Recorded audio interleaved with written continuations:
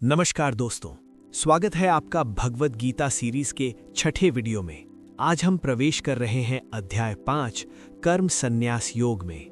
दोस्तों, क्या आपके मन में कभी ये ख्याल आता है कि यार ये सब मोह माया छोड़कर कहीं पहाड़ों पर चले जाएं? अर्जुन के मन में भी यही चल रहा था। अध्याय 3 और 4 सुनने के बाद भी अर्जुन का डाउट क्लियर नहीं हुआ।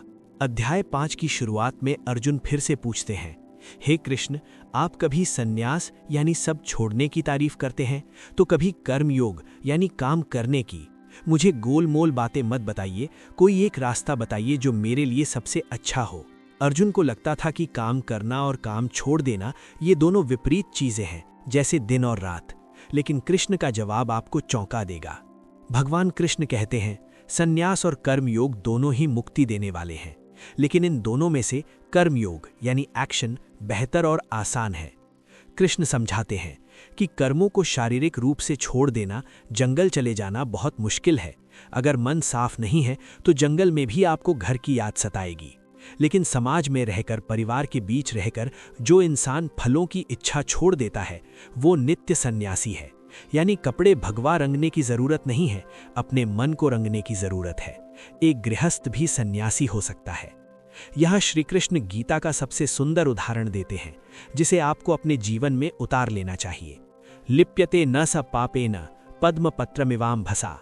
यानी जो व्यक्ति अपने सारे कर्म ईश्वर को समर्पित करके बिना लगाव के काम करता है, उसे पाप वैसे ही नहीं छू पाते जैसे कमल के पत्ते को पानी नहीं छू पाता। कमल कीचड़ में उगता है, पानी में रहता है, लेकिन फिर भी सूखा और साफ रहता है।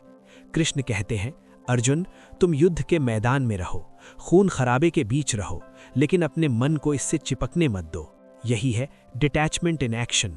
आगे कृष्ण बताते हैं कि एक कर्मयोगी दुनिया को कैसे देखता है। वे कहते हैं, विद्या विनय संपन्ने ब्राह्मणे गवि हस्तिनी। एक सच्चा ज्ञानी यानी पंडित वो है जो एक विद्वान ब्राह्मण, एक गाय, एक हाथी, एक कुत्ता और एक चांडाल यानी समाज से बहिष्कृत व्यक्ति, इन सब को एक समान दृष्टि से देखता है। इसका मतलब ये नहीं कि आप हाथी के साथ बैठकर खाना खाएंगे। इसका मतलब ये है कि आप उन सब के अंदर एक ही ईश्वर यानी आत्मा को पहचानते हैं। आप किसी से नफरत नहीं करते। ये है सोशल इक्वालिटी का सबसे पुराना और गहरा संदेश। अध्याय के अंत में कृष्ण कहते हैं, ये ही संस्पर्श जाब होगा दुख योनया एवते। जो सुख हमें बाहरी चीजों से मिलता है वो दरअसल दुख का कारण है, क्योंकि हर बाहरी सुख की एक एक्सपायरी डेट होती है। जब वो खत्म होता है तो दुख होता है। कृष्ण कहते हैं, जो इंसान अपने अंदर ही सुख ढूंढ लेता है, इनर पीस, वही सच्चा योगी है और वही ब्रह्म को प्राप्त होता है।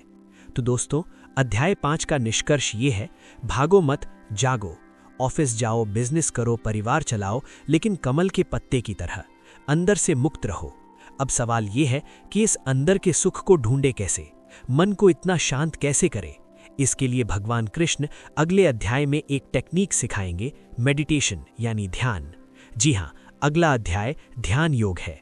अगर आपको ये वीडियो अच्छा लगा तो लाइक करें और कमेंट में लिखें जय श्री कृष्ण। सब्सक्राइब करना ना भूलें।